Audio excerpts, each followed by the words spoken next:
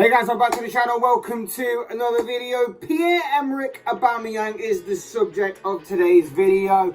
Could he be about to make a very, in my opinion, strange move to Chelsea? In my opinion, this could be one of the weirdest transfer stories of this transfer window. A former Arsenal player who, of course, left the Gunners earlier this year to join Barcelona could now be set to return to the Premier League, if reports are to be believed, as a Chelsea player. This, along with being weird, would be very interesting to me as well at the same time, because we know about Pierre Emerick Aubameyang. We know about his time at Arsenal. Started off really positively and then kind of deteriorated over time, and they kind of left on bad terms with the Gunners. Everything about that has been all well documented and everything, but could Chelsea be about to take a bit of a risk and maybe a bit of a gamble on bringing back the Gabon striker to the Chelsea fold and bringing him into Thomas Tuchel's squad? This could be a very interesting story that, of course, has been floating around within the past few days, but has been snowballing over time. So there might be some substance to this story.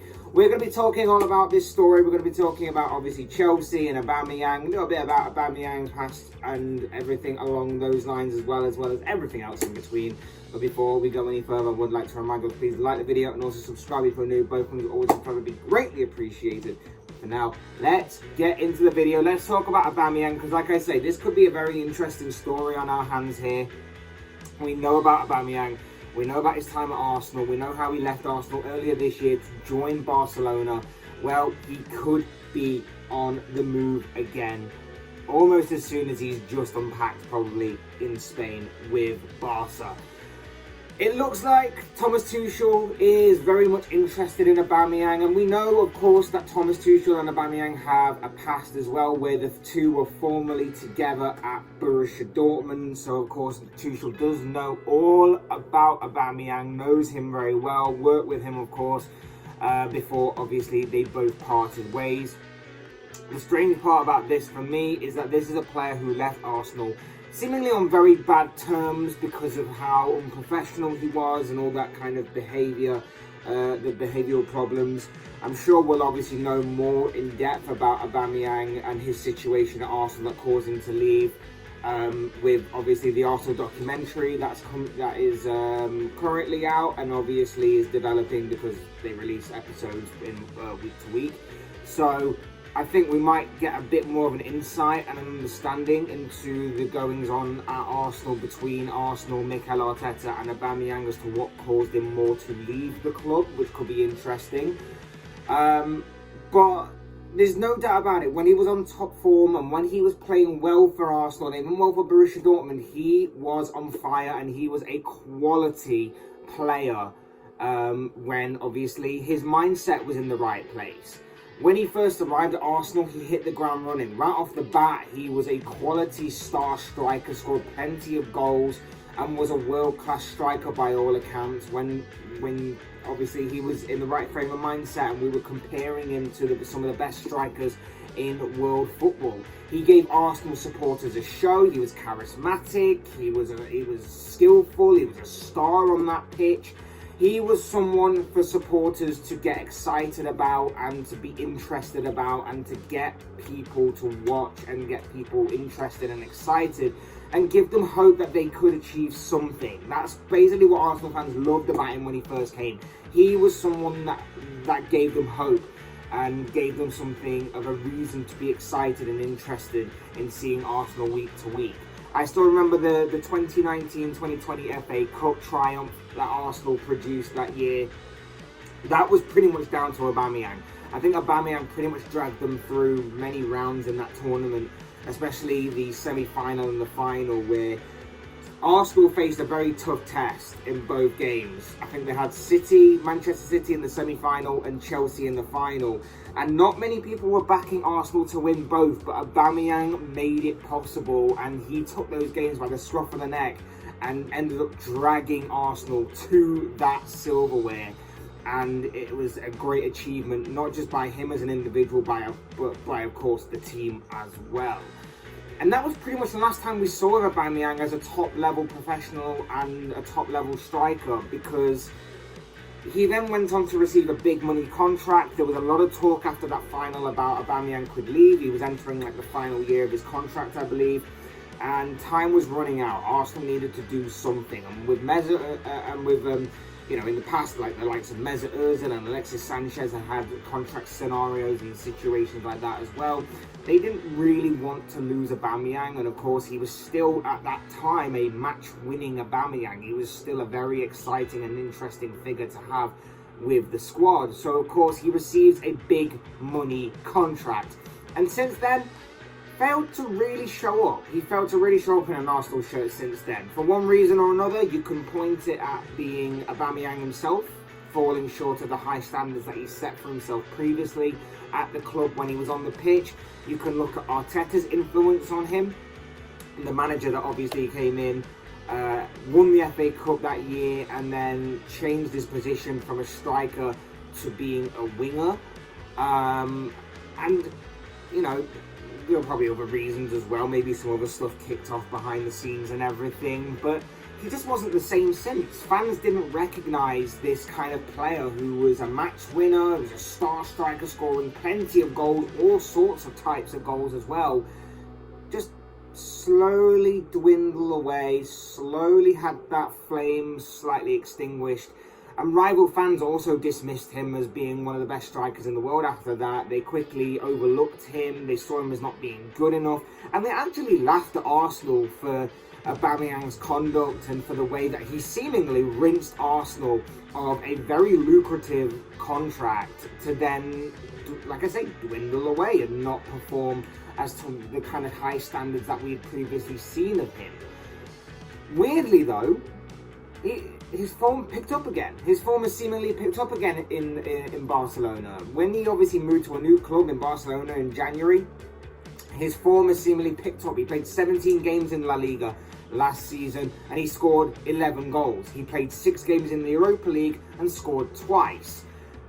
Pretty good stats for a player that was seemingly finished at Arsenal, who then went to a different league and maybe with a more positive vibe, a more positive influence, a change of scenery maybe, a change of league as well. All that can kind of influence on a player, I think, and give them a more positive mindset, give them a more decent mental state as well, or whatever it may be, just a fresh chapter in their life, a brand new start, so to speak.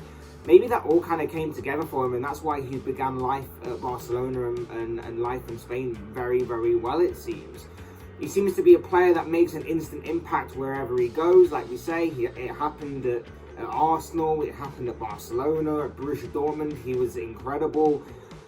But eventually it does seem that with time, that impact does seem to wear off. And I think that when you look at what happened in the Premier League with Arsenal through a combination of Aubameyang's attitude and defenders and opposing managers seemingly working out ways to kind of neutralise him and neutralise his threat, he became stale, he became overlooked, and I don't think pulling him out to a left wing position by Arteta helped him either to accommodate both him and Lacazette.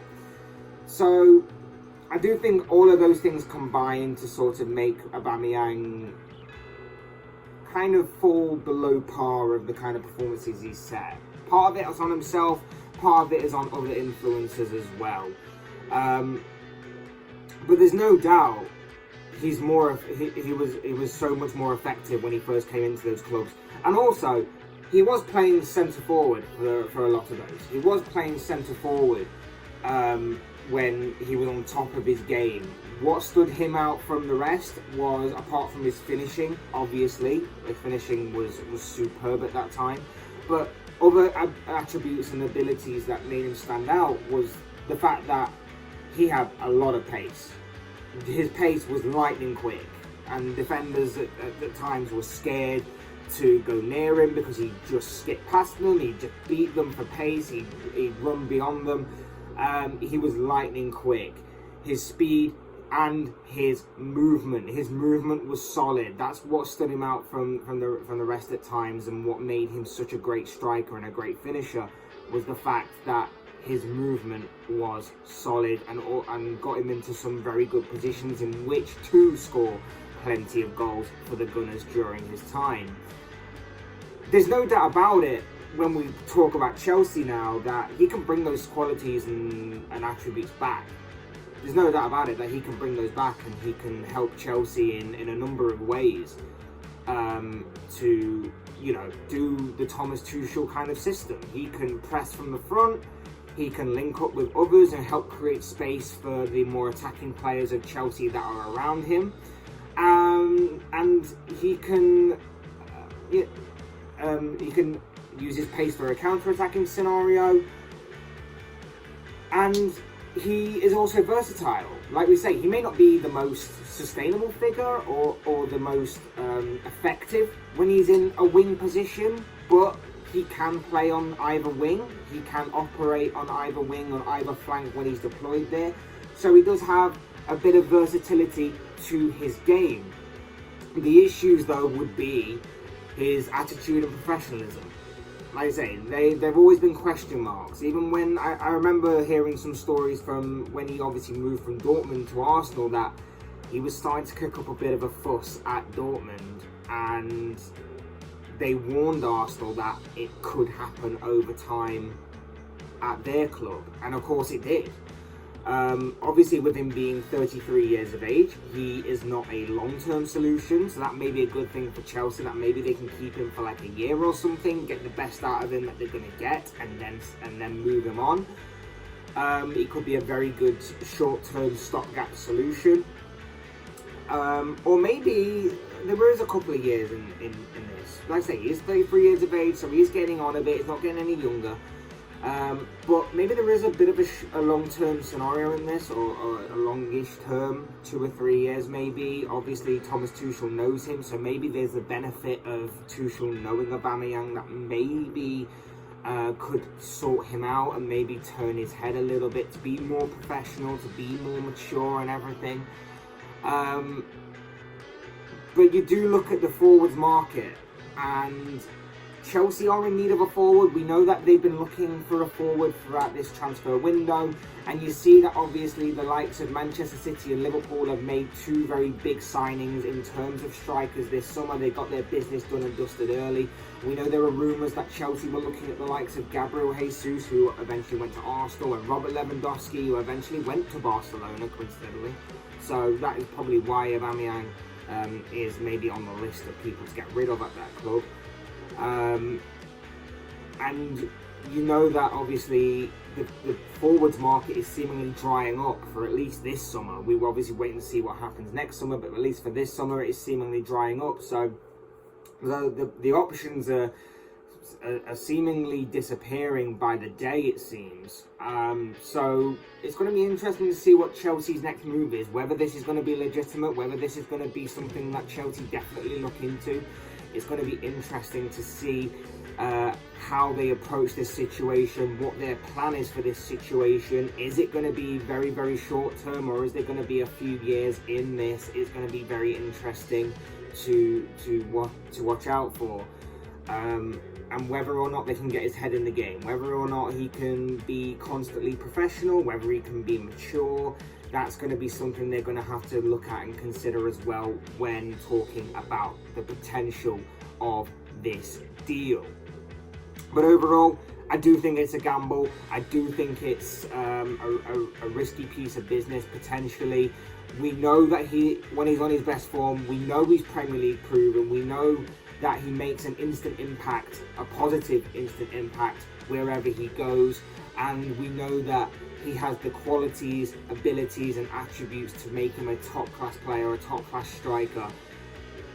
But it's about his mental being. It's about where he's at mentally. Is he in the right frame of mind to behave, to be mature, to set a good example to the rest of the squad? And especially being one of the senior and more experienced players of that squad, and with Chelsea having a relatively youngish squad and have obviously a very good sort of academy and people coming through that academy and coming through the youth ranks, so to speak, they will look up to this guy as to being a bit of a role model. And it's all about whether or not Tuchel and Aubameyang can kind of work together to try and mold Aubameyang more into a kind of a more role model, a top class player, back to his best.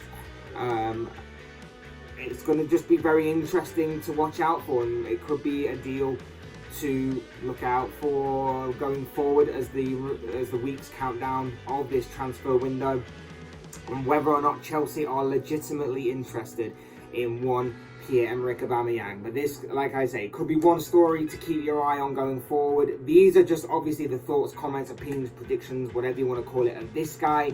I want to know what you guys think. What do you make of the rumours and reports that Chelsea are very much interested in Pierre Emerick Aubameyang? Are you happy about this? Do you see potential in this deal? Or is this just a bit of a stopgap signing that is a bit desperate, considering obviously Chelsea's transfer window so far and the fact that I think the striker pool is drying up a little bit for this summer? I'd love to know your guys' thoughts, comments, opinions, predictions, whatever you want to call it, down below in the comment section. I'm sure it'll make for interesting reading. Otherwise, hit that like button on the way up if you enjoyed the video. Subscribe if you're new or want to see more content like this. Both things are always and forever be greatly appreciated. And as always, thank you all so much for watching and listening. I've been Fletch. This has been another Fletch Talks video, and I will see you all again soon in another video.